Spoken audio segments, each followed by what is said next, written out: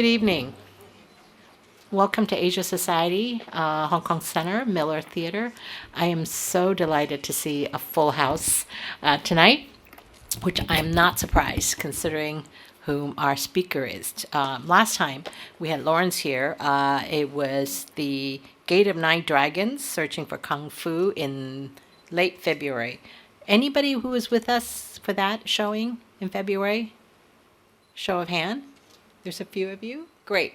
We're going to be doing more of these programs as soon, Laurence love coming back here, and so there will be more programs like this.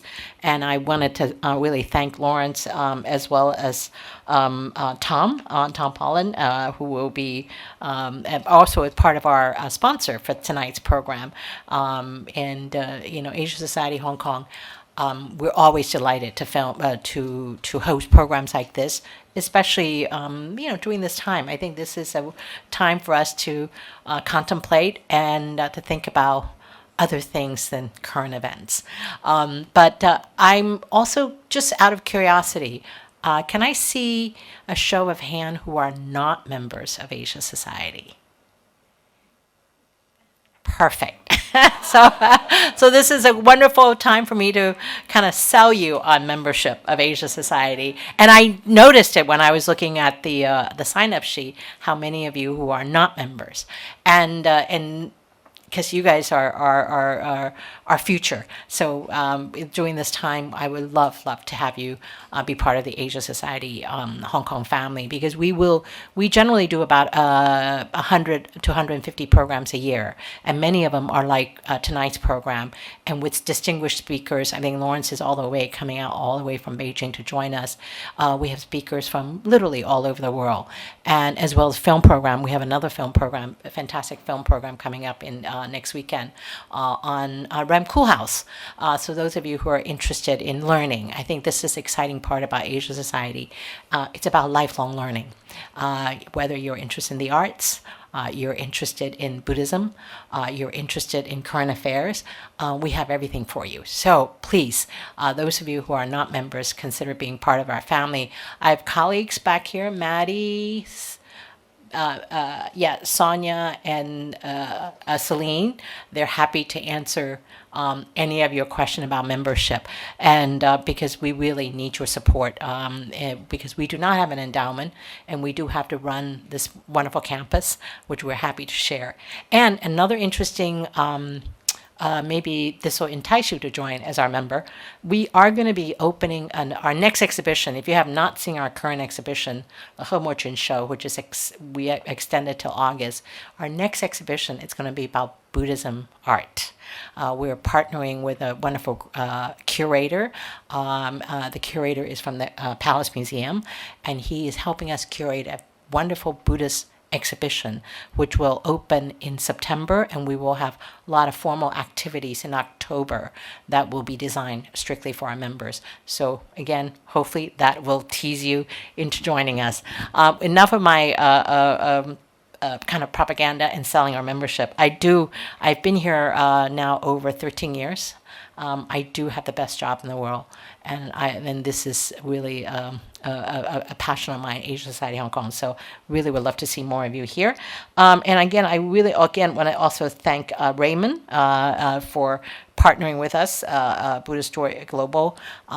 Raymond, it's always a great pleasure, and to work with you and your team on this.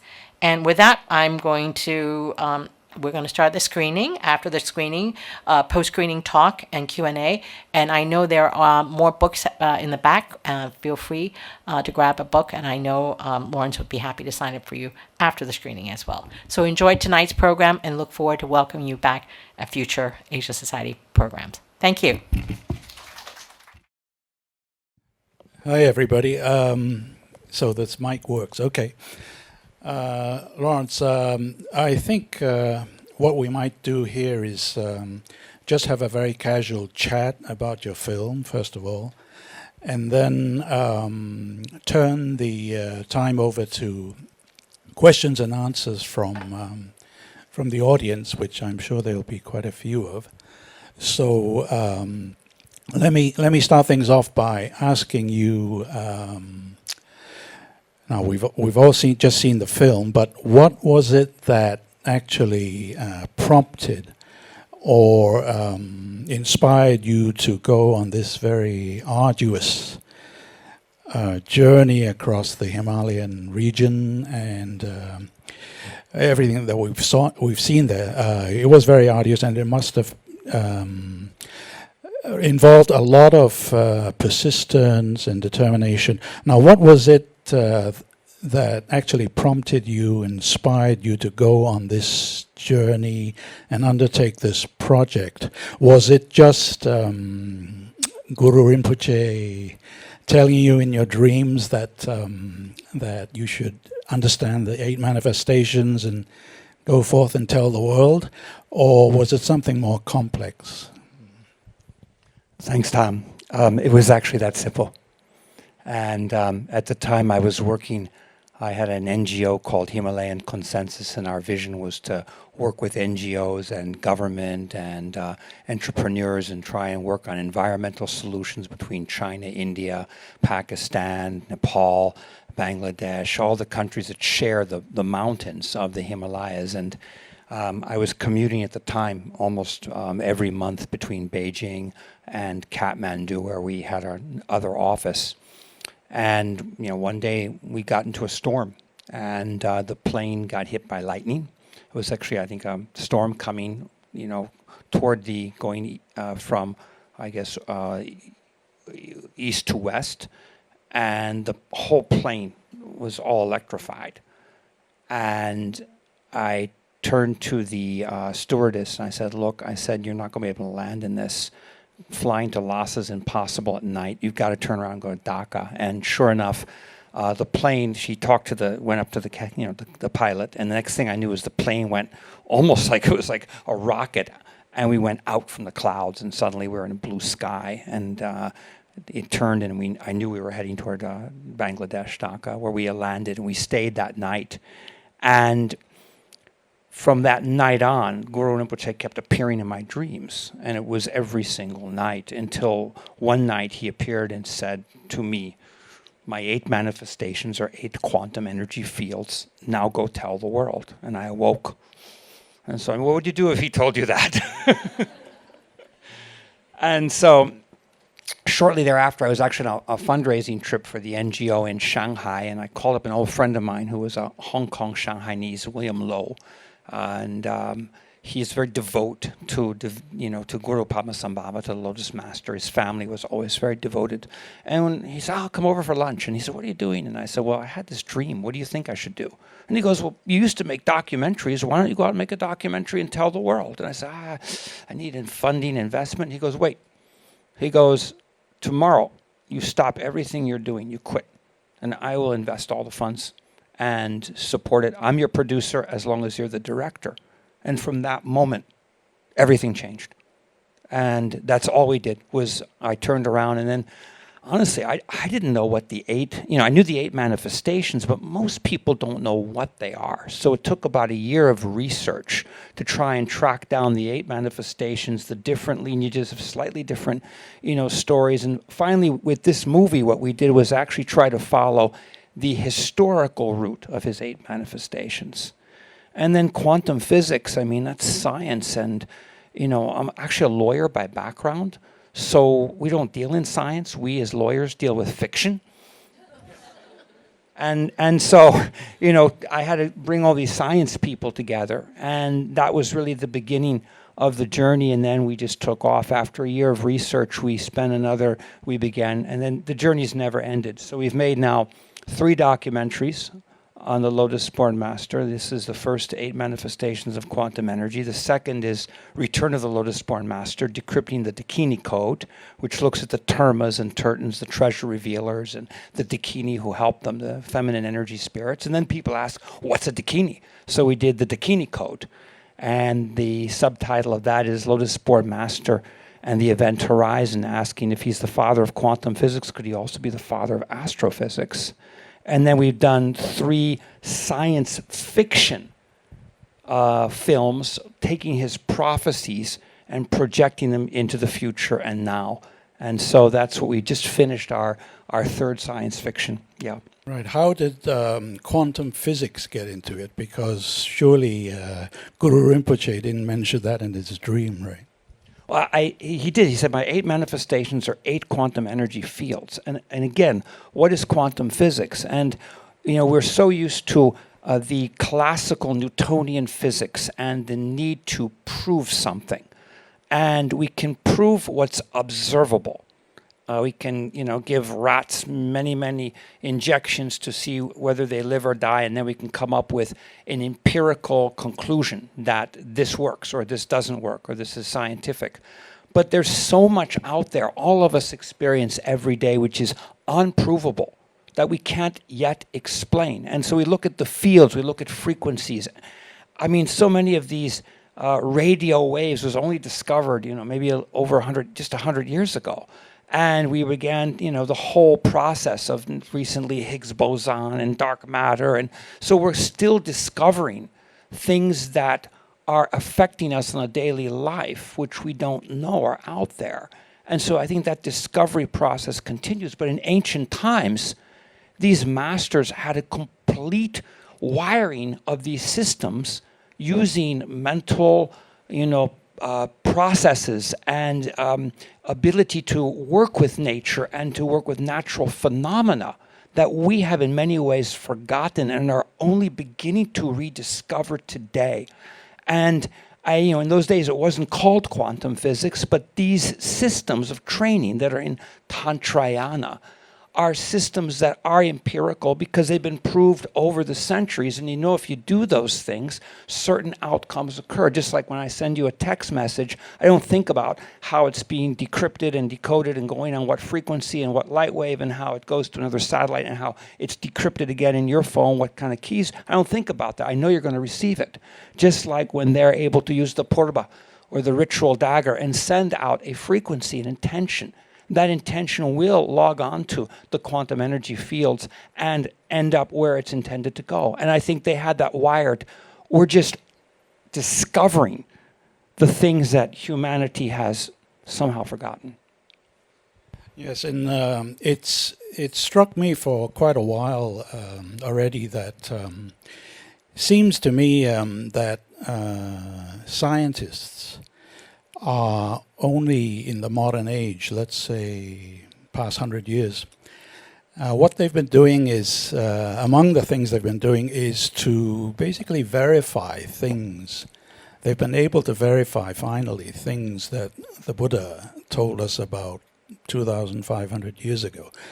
I mean, take for example quantum physics or quantum energy, the whole idea that in its ultimate form everything can be boiled down to energy, and that's all is one, which is a very well-known Buddhist teaching from the Avatamsaka Sutra.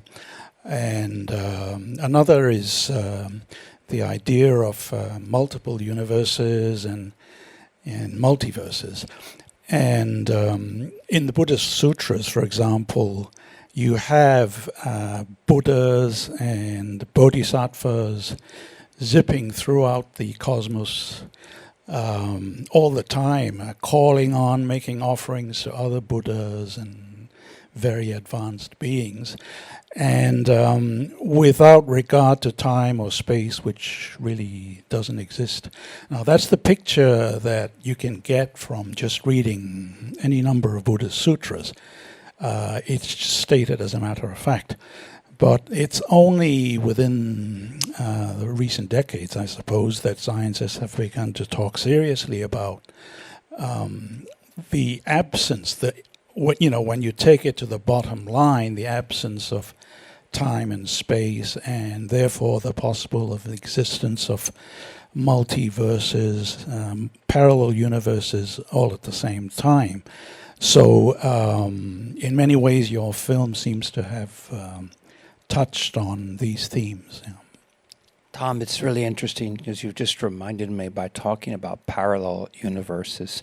How many years ago was it? It was quite a few years ago. You and I sat in it was a coffee shop, here in the Hong Kong Garden that was down below by a fountain. Hong Kong Park, yes. Hong Kong Park. And you were the first person to say to me, because we were having a discussion about Buddhism, you were doing a lot of research, and you said, do you realize we may be in a parallel universe? There might be something happening right here where we are right now. And you explained to me how this was very much understood in Buddhism, and you were actually the first person to connect, in my mind, Buddhism with quantum physics. And that occurred right here, how many years ago? It must have been 20 or more. 20 years ago, and here we are back premiering searching for Lotus Born Master at Asia Society. So I want to thank you for your insights.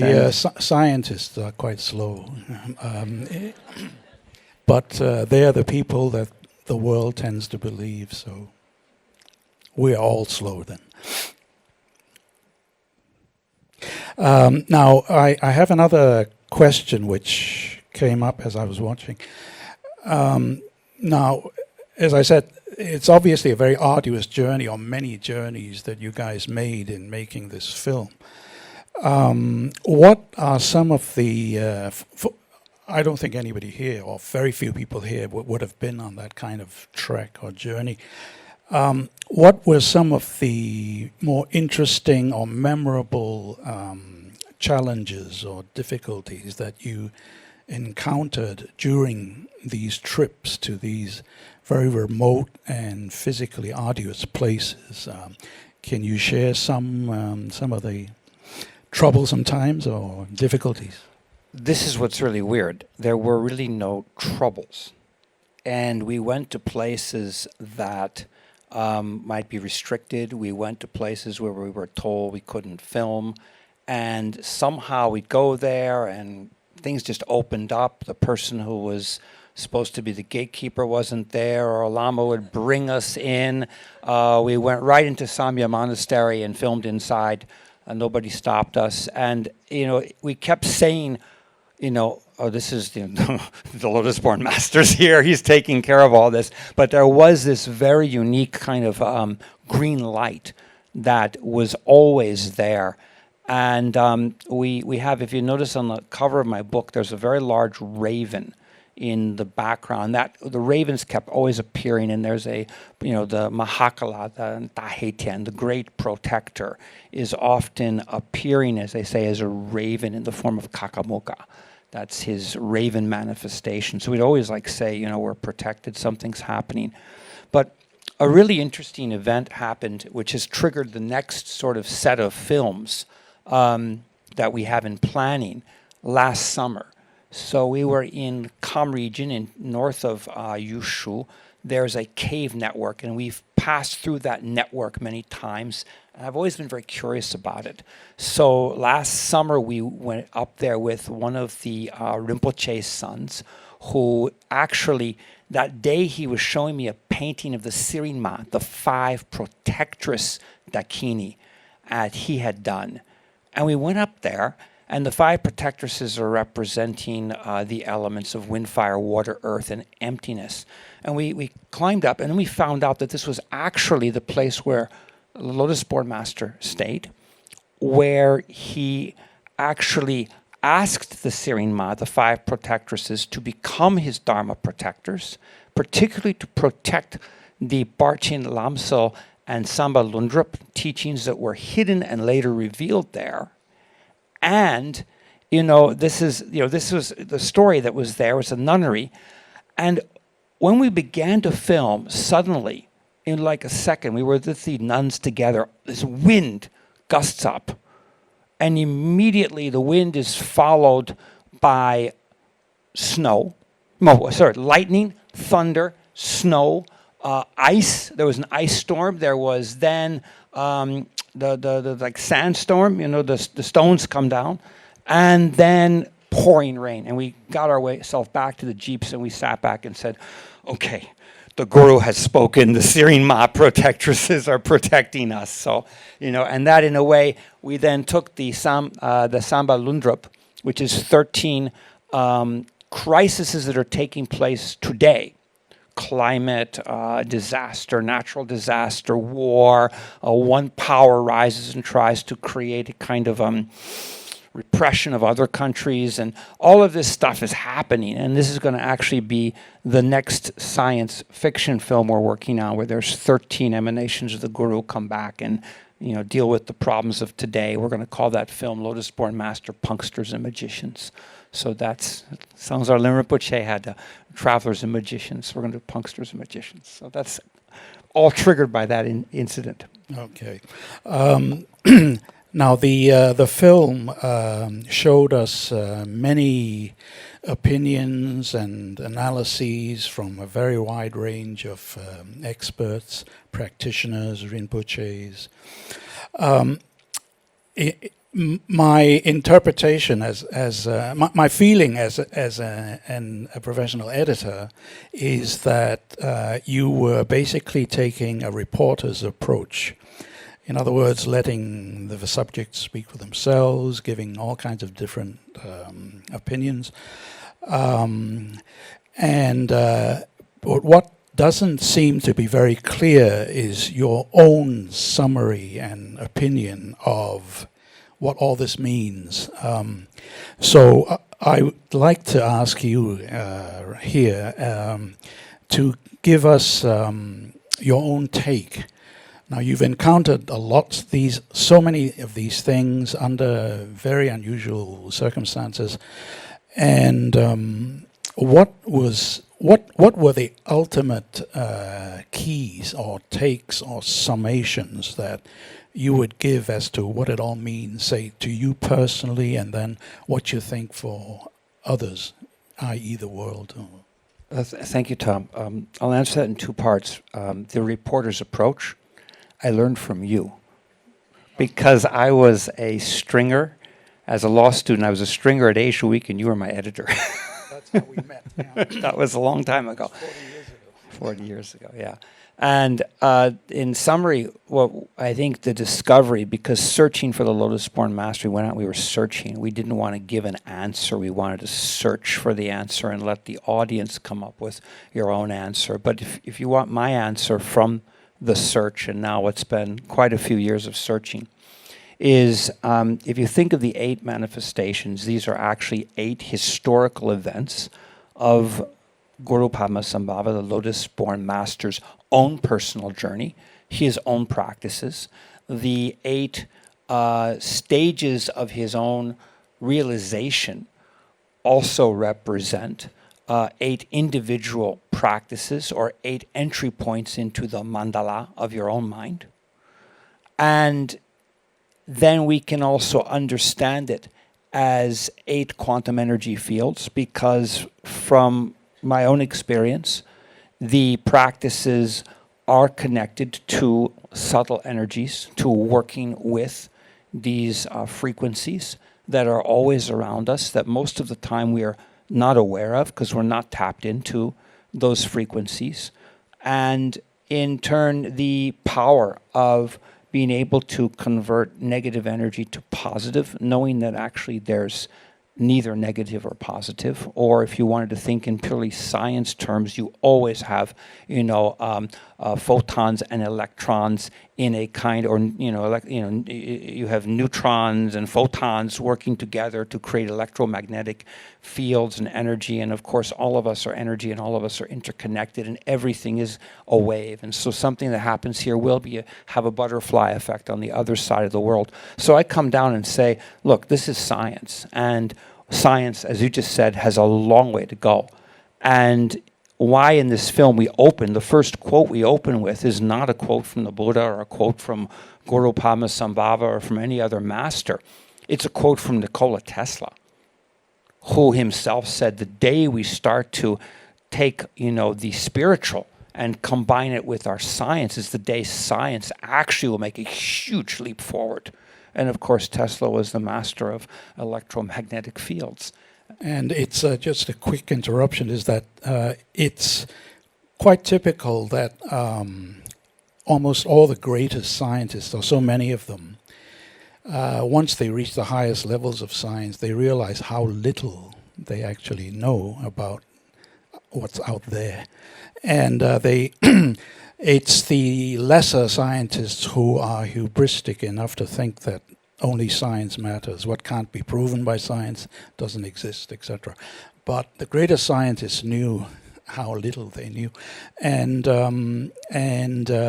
it's just one of these things that strikes one. Yeah. And Tesla, of course, Einstein, and many of the others. Yeah.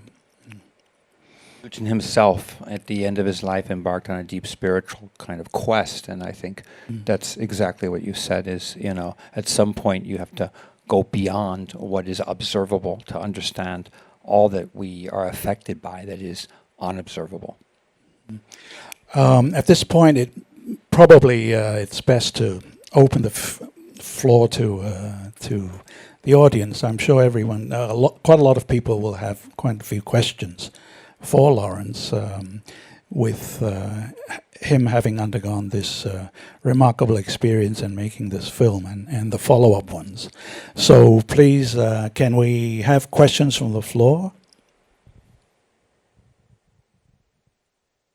Yes, the lady over there, please. Hi there. At the end of the movie, you mentioned about some kind of prophecy from Guru Rinpoche about angry men, jealous women, distracted kids, and in the degenerate times. I think I'm just asking the whole thing of he coming into your dreams, tying in with quantum physics. I think he's not prophesizing a doomsday. Rather, he is like knocking us on our head, saying that, hey guys, you better raise your energy or transform your energy so you can jump the ship into other parallel universes. So you can, it's just a warning sign, and you've got means and ways to live rise above and transform it. Would you feedback on my observation? You want me to give you feedback? Yeah, Okay. yeah. Thank you. So in the end, this is one of his prophecies about the future. So the Shambhala has a number of prophecies about Shambhala. Shambhala is you can understand as a parallel universe. There's a whole narrative about Shambhala where you have everybody basically in a state of harmony and protecting the nature environment, and in turn they're protected by nature, and there's no rich, there's no poor, everybody helps each other. So it's actually a society that I could say we aspire to. And in his prophecy and in other Shambhala-related prophecies, but in his specific prophecy, he says he will return. And the general narrative is that we're now in the age of Kali. The age of Kali is the age of degeneration. It's caused when greed and anger and ignorance become excessive. And it's described that power rises in the West, which is extremely greed-driven. And then you have all this type of desecration, and environment is destroyed, and natural disasters occur to replenish the earth. And in the end, when it gets kind of beyond anyone's control, the Guru, Lotus Born Master, will return. He returns in the emanation of King Gezar, the king of bringing his 25 disciples and his army of Shambhala, and he has 30 generals, and he comes back and defeats greed, anger, and ignorance, and opens the gates of Shambhala. So this is a narrative, and some people say the narrative's happening. You could say in a Buddhist sense it's happening on Dharmakaya, Sambodhigaya, Nirmakaya level, or in Chinese we say Fashan, Baoshan, Huashan. On one level you can say it's happening as a universal kind of, maybe some kind of algorithm out there that's, you see what's happening on our planet now, and maybe we're going to rise above that in the future, but that's also in the Kala Chakra system of the Janampa. That's an actual practice. So you actually visualize this battle within yourself. And if you can conquer the demons of greed, anger, and ignorance within you, then you've won that battle. And if all of us can do it, well, we're in Shambhala right now. So Shambhala, actually, I've also done a series of expeditions looking for Shambhala. I can say that in about 2 years ago, we actually found the cave that Nicholas Roerich in his 1920 expeditions was searching for. We got to the cave. It's probably the most dangerous cave I've been through, but we did it. And honestly, it's not about finding a place. It's about Shambhala's here right now before us if we want to, emanate it. And that's about how we are able to control our emotions and project those to others. And as it was said here, Dr. Jean Lim said, look, it's a tuning fork. The one that is a positive energy is going to change the vibrational frequency of the negative ones, because positive energy is cohesive and negative is fragmented. And right now we have a very fragmented world, so it's up to each of us to generate that positive energy, to realign it, or we could say reset the algorithm of karma. Next question, please.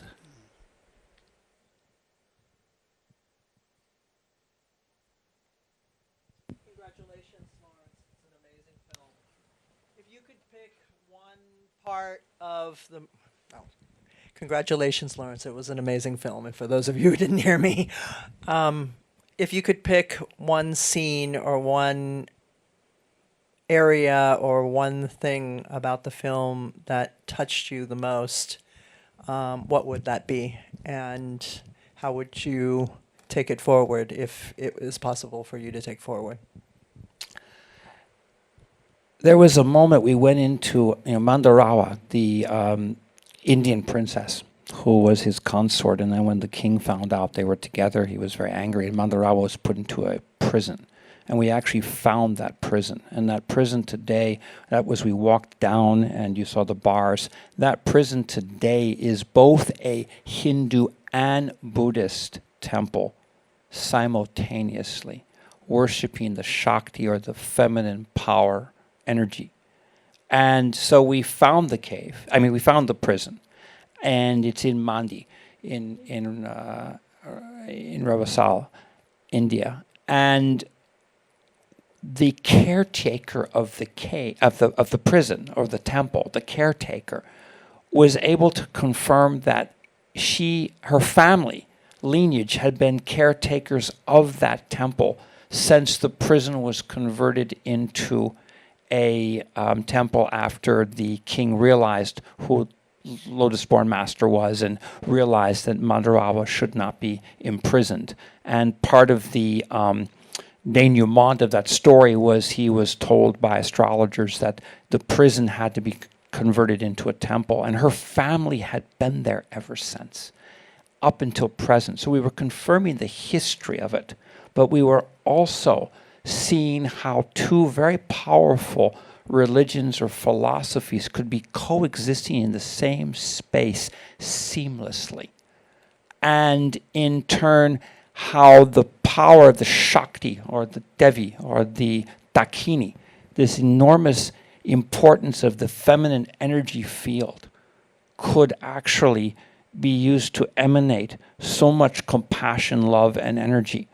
And that inspired what would be our third documentary, The Dakini Code, Lotus Born Master and the Event Horizon. And we actually went back and we interviewed her and we looked at all of the aspects of what is this energy field that needs to be understood and needs to actually be the nurturing force for our future. And so, that was, I think, a moment in this film that was very enlightening for all of us.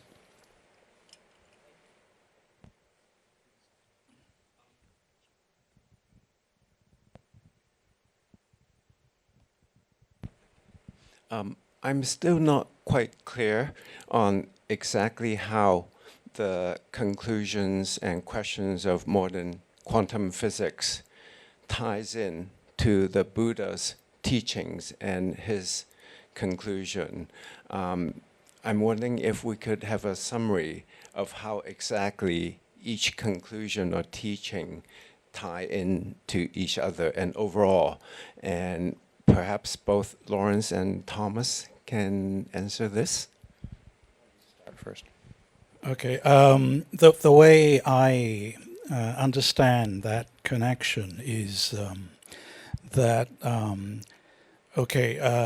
the one side, quantum physics finds that everything, if you reduce it to its most elemental level, is really energy, which is a way of saying that everything in the universe can be boiled down to one thing, and it's united. It's just one thing, energy.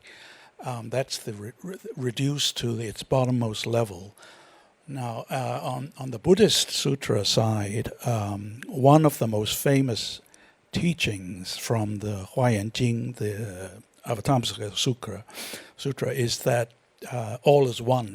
Many non-Buddhists have heard of this as well. Now, if you didn't understand the connection or hadn't thought about this, you can say, how can everything be one? How can everything be one? This glass is not my foot, and I'm not you, and etc. But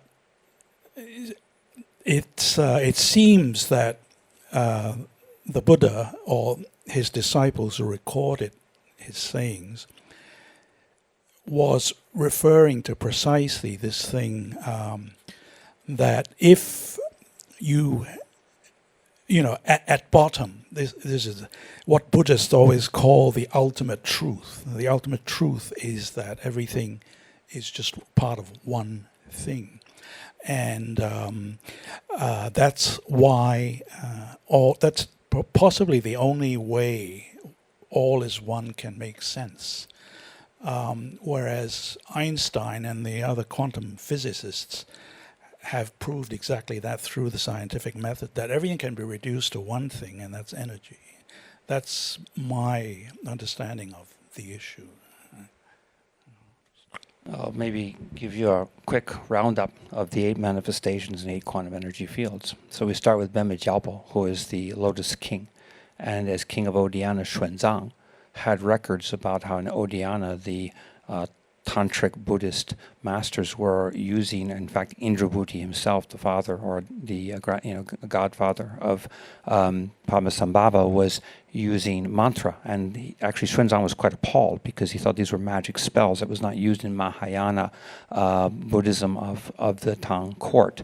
And he said they're learning this from Hindu Brahmins. But the beginning is the use of Benme of mantra, of wave frequencies that involved encrypted codes. And an encrypted code placed on a wave frequency with an intention will go somewhere and will bring about the outcome.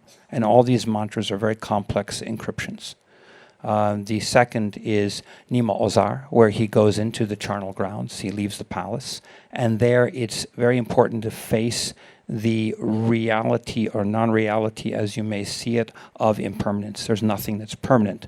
But there's also there the notion of parallel universes and also the question of time and space. So Nima Ozar is said to, he holds, his image is always holding the sun. The story in a nutshell was he challenged someone to a drinking contest and won because he was able to drink more because he stopped the day, he stopped the sun. But that's actually an understanding that time does not exist.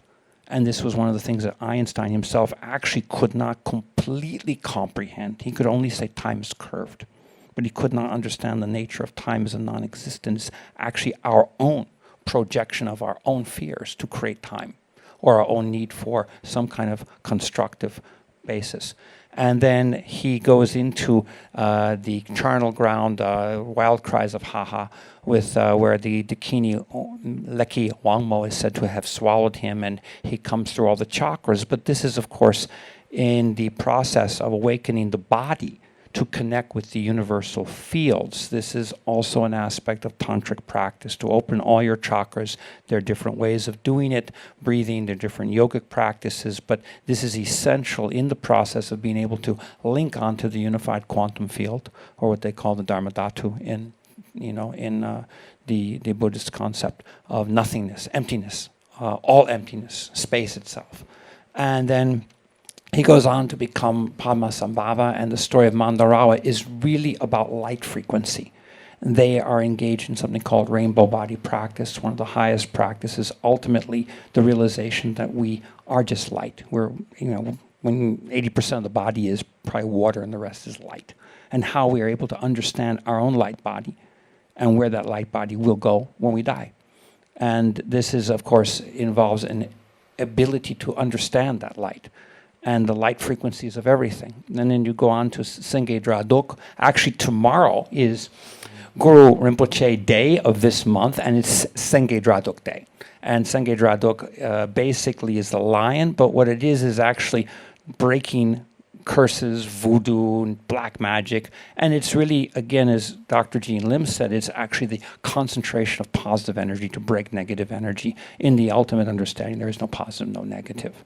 As a higher level of understanding. And ultimately, if we look at all aspects of energy, it is in fact always a proton-neutron. There's always these two fundamental units that have to be together and are inseparable, like the yin and yang. And then we go on to Shakyasenge, the enlightened Buddha, and he actually, this is where he develops the Purba, takes the Purba dagger, the copper dagger, the Vajrakilaya practice.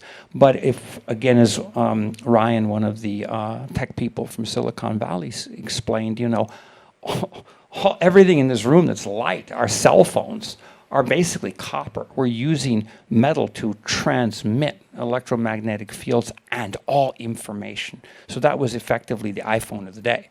And if you wanted to think of it that way. And if we move on to Toki Dorje, this is where he is always seen with consort. And this is not just about sex yoga as a practice. It's actually about the co-emergence of yin and yang as one, not as two, or breaking through duality to non-duality, which I think is also something that the quantum physics people are trying to understand today, is actually achieving non-duality or nothingness is everything. Every possibility exists in the field once you are detached from any particular attachment to left, right, good, bad, whatever. And then finally, the last of the 8 is Dorje Drolo, who is the wild, the Vajra. He rides on the tigress. And this is really about storing information into the field, about, the idea that all information exists simultaneously in the field, and it just needs to be tapped into. And when you're in that state of emptiness, then everything is possible. All possibilities coexist in the field. And just to answer finally your quantum physics question, one of the very sort of quintessential experiments of quantum physics is shooting photons through a hole, and then they all land in the same place until they're observed, and then they change their pattern. And in our newest film, we have Shambhala News, and a nun comes on as the anchor, and she says in our film, the line goes, how you observe any single issue will determine the outcome of that issue. And I think the power of observation and intention is an aspect of quantum physics that the quantum physicists have yet to understand. So, more films. Yes, please.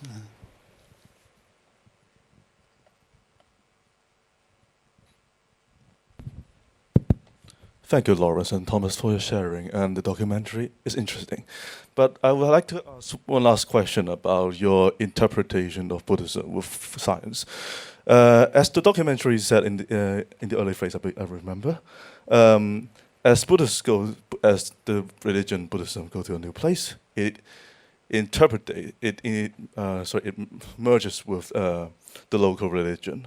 Would you, in some ways, say that that you're trying to reinterpret Buddhism with modern science and Western perspective, and try to reintroduce this religion to the wider perspective of the wider world and a more modern audience? Thank you.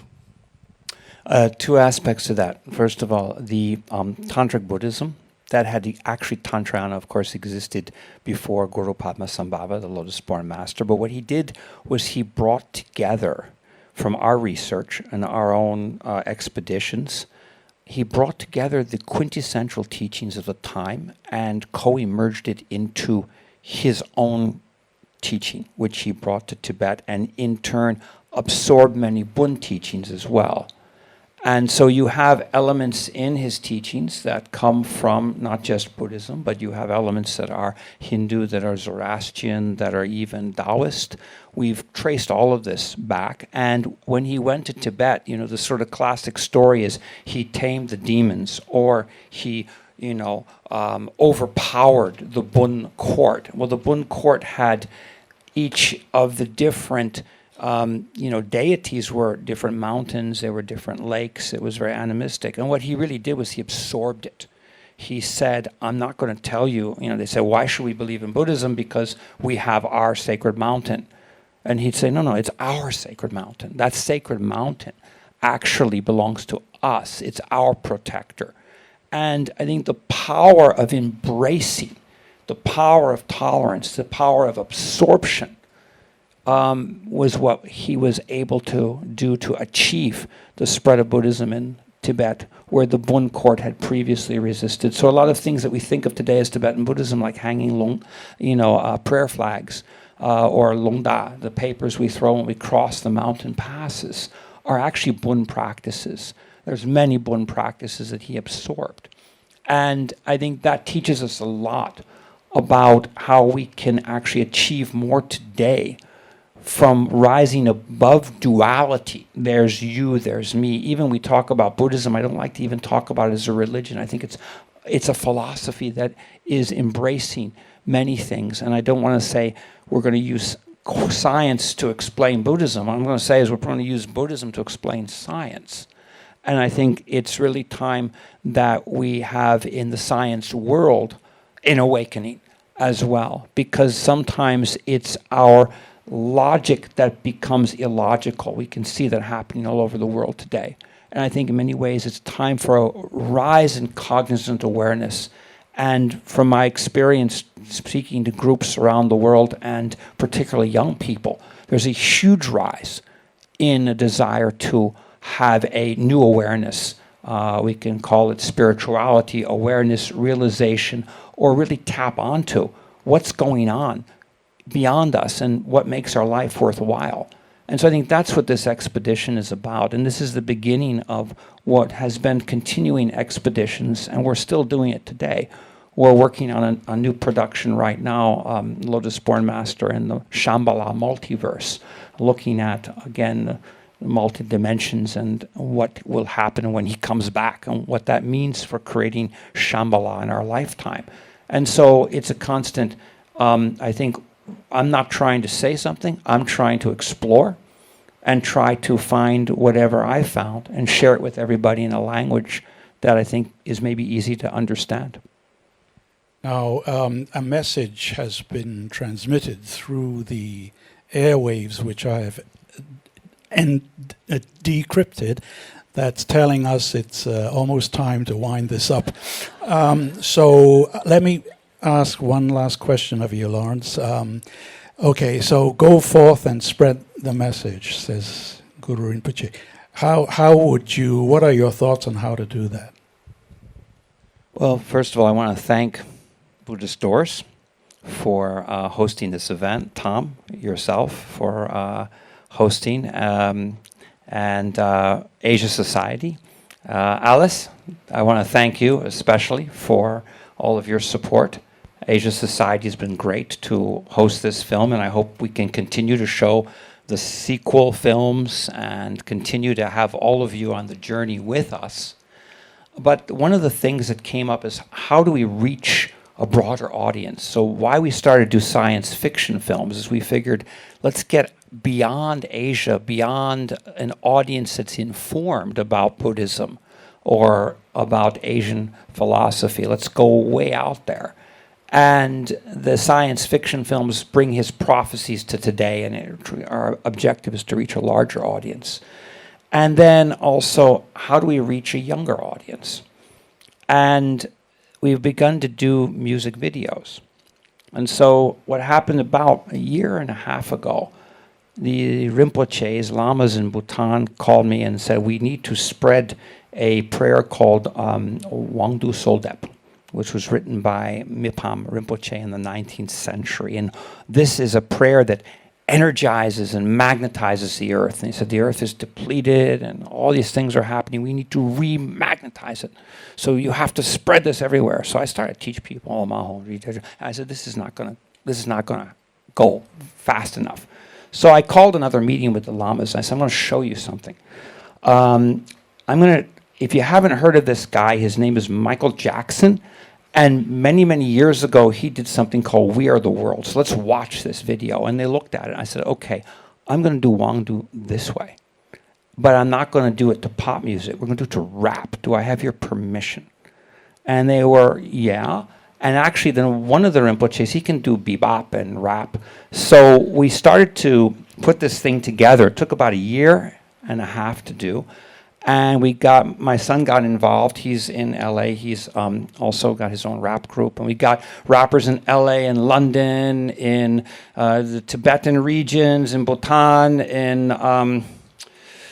New York. And we put this thing together. And if you like, I'll share it with you, because I think this is a way of reaching many people very quickly in a way that is not heavy. It's just cool. So maybe we watch Wangdu Soldep. Can we put the screen down? Would you like to see that? Okay, thanks.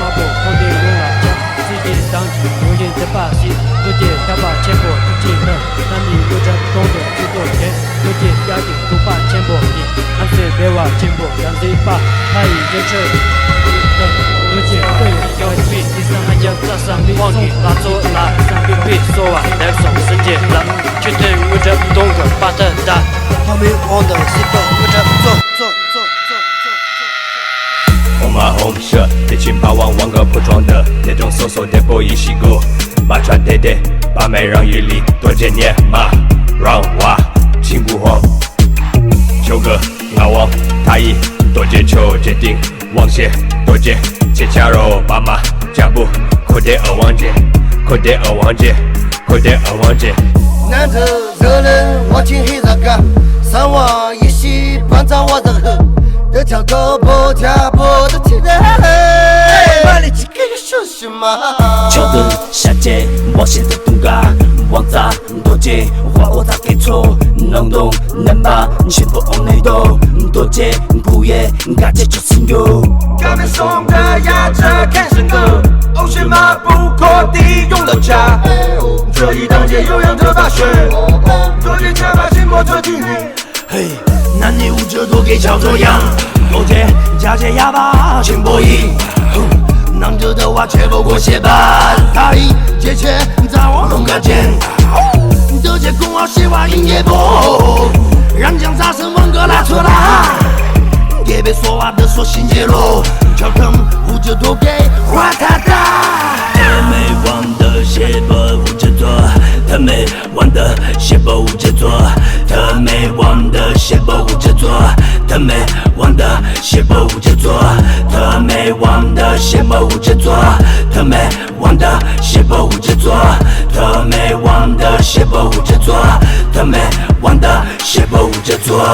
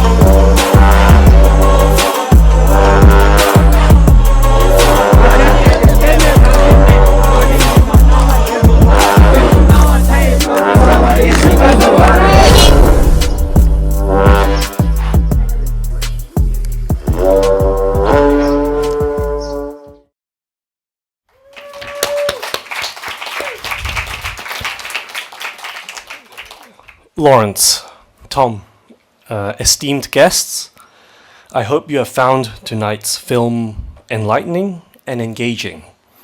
My name is Raymond, and I work as senior writer for the sponsor of this event, Buddhist Door. Before we wrap up, I wish to thank several very important people. Mr. Casey Lum, our editorial chief executive, who was very supportive about our collaboration with Asia Society. President Alice, the incredible standard bearer of Asia Society, who has indulged me many ideas and suggestions. Mr. Tom Polin, who is so kindly chaired tonight's fascinating Q&A and is also our director. And Venerable Hin Hong, who's over there in the background. Thank you so much for coming to tonight's event. And to all our VIPs who have graced this evening, thank you so much for joining us. We were honored for you to be with us. And finally, to Laurence, for his spiritual and artistic vision in bringing Padmasambhava to a general audience, and for his message for our 30th anniversary, which is showing soon. And most importantly, to all of you for coming to spend tonight with us in such a meaningful way. I hope you feel as inspired as I do in your own encounter with the Lotus Born Master. Beyond the historical figure, cultural accretions and historical interpretations through time, the Lotus Born Master remains a quantum presence in our lives, urging transformation and positive energy. If the causes and conditions allow, we hope that there will be opportunities for future collaboration with Laurence in Asia Society, namely the screening of his 2 Lotus Born Master trilogies, the first one of which is the documentary, and the second one being the sci-fi series. But for now, though, that will be all, and we hope you've enjoyed the evening. Thank you, and good night.